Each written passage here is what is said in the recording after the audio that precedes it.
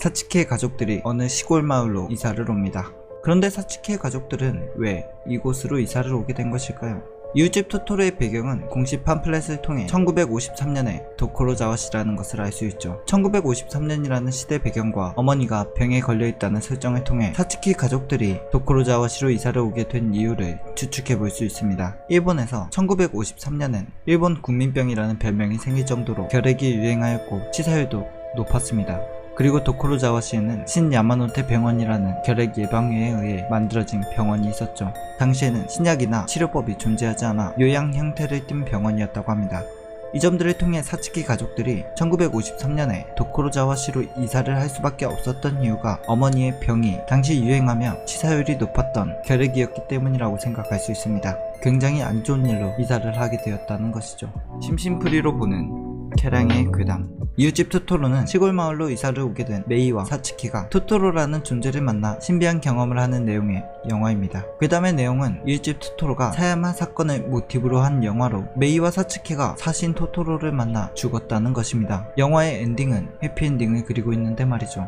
일단 토토로 괴담과 얽혀있는 사야마 사건에 대해 짤막하게 알아보겠습니다. 사야마 사건은 영화의 배경이 된 도쿠로자와시의 바로 옆 동네 사야마시에서 1963년 5월 1일에 고등학생 1학년의 여자아이가 납치되어 살해된 사건입니다. 사야마 사건 당시 피해자 요시의 언니는 요시를 찾기 위해 필사적이었고 요시를 찾던 도중 범인과 접촉할 수 있었다고 합니다. 그러나 요시의 언니가 경찰과 연락한 것을 알아챈 범인은 도주해버리고 말죠. 그리고 요시에는 사야마시 이루가마 밭 근처에서 죽은 채로 발견이 됩니다. 그런 사건 결과를 본 언니는 쇼크로 정신착란 상태에 빠지며 숲속에서 커다란 고양이 귀신을 보았다, 큰 너구리 유령을 만났다 등 알 수 없는 소리를 하였다고 하죠. 그리고 언니마저 자살하게 됩니다. 이런 사건이 이웃집 토토로와 얽혀있다는 것이죠. 메이와 사츠키는 이사온 시골 마을에서 뛰어놀며 친구도 사귀고 학교도 다니며 평화롭게 지내던 도중 어머니 병세가 안 좋아져 병원에 연락해달라는 편지를 받습니다. 병세가 호전되어 외출 형식으로 집에 올 수 있다던 어머니가 다시 병세가 악화되어 집에 못 온다는 말을 메이에게 하자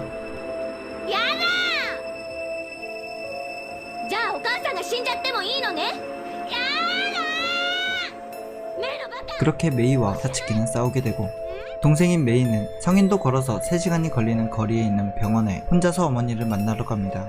언니 사츠키는 혼자서 길을 떠난 메이를 찾기 위해 이곳 저곳을 둘러보지만 메이의 흔적은 찾을 수가 없습니다. 그러던 도중 저수지에서 메이 또래 아이의 신발이 발견이 됩니다.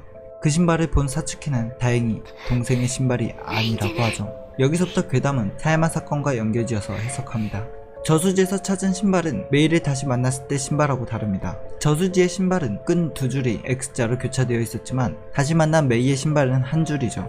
그러나 영화 내내 메이 또래 여자아이는 출연하지 않았고 시간을 되돌려 메이가 어머니를 찾으러 갈 때 영화는 신발을 클로즈업해서 보여줍니다. 즉 어머니를 찾으러 갈 때 보여주는 신발은 저수지에서의 신발이 메이의 신발이 아니라는 것을 보여주는 힌트입니다. 그런데 출발할 때의 신발, 저수지에서의 신발, 사츠키와 메이가 다시 만나고 나서의 신발이 모두 다 다릅니다. 적어도 출발할 때의 신발과 다시 만났을 때의 신발의 모양은 같아야 하는데 말이죠.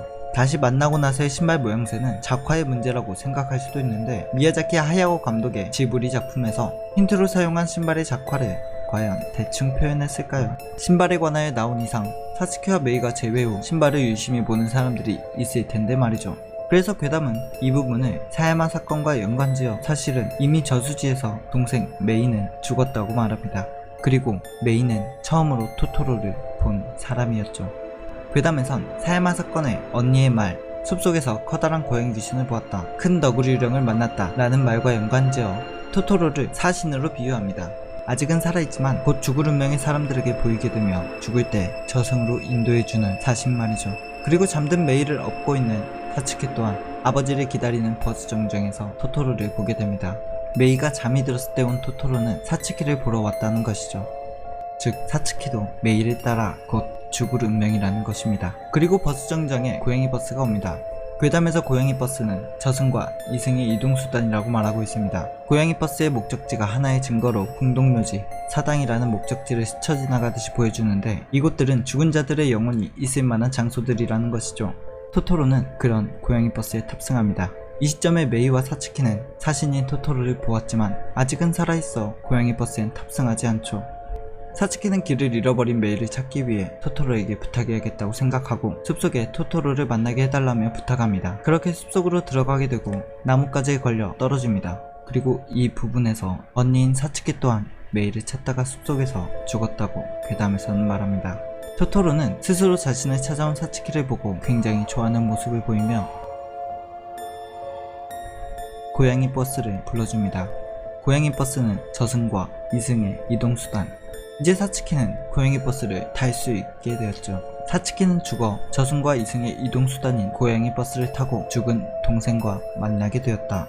그리고 고양이 버스를 타고 그렇게 보고 싶어 하던 어머니를 보러 가지만 바로 들어가 볼 수 있는 거리임에도 불구하고 나무 위에서 보기만 합니다. 그리고 옥수수 하나를 창가에 놓고 가죠.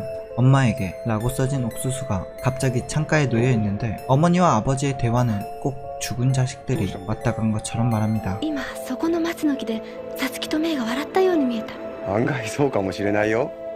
사야마 사건과 토토로를 연관짓는 이유는 하필 사야마시 옆 동네인 도코로자와시가 영화의 배경이 되었고 자매가 등장하는데 동생을 잃어버린다는 점, 하필 언니가 언급한 고양이와 너구리가 등장한다는 점, 그리고 사야마 사건은 1963년 5월 1일에 일어난 사건으로 동생 메이의 이름은 영어로 5월을 뜻하며 언니인 사츠키의 이름은 일본어로 5월을 뜻한다는 것입니다.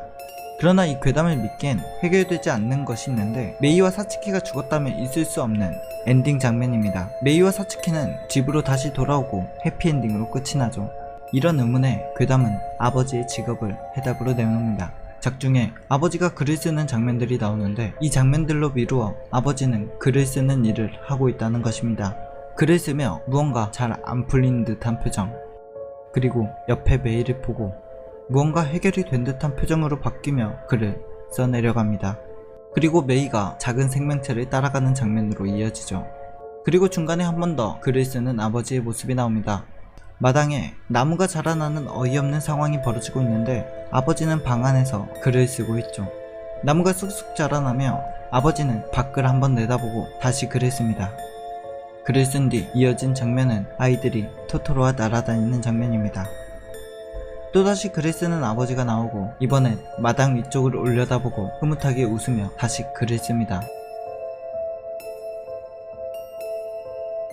그리고 이어진 장면은 나무 위에서 아이들이 토토로와 피리를 불고 있는 장면이죠.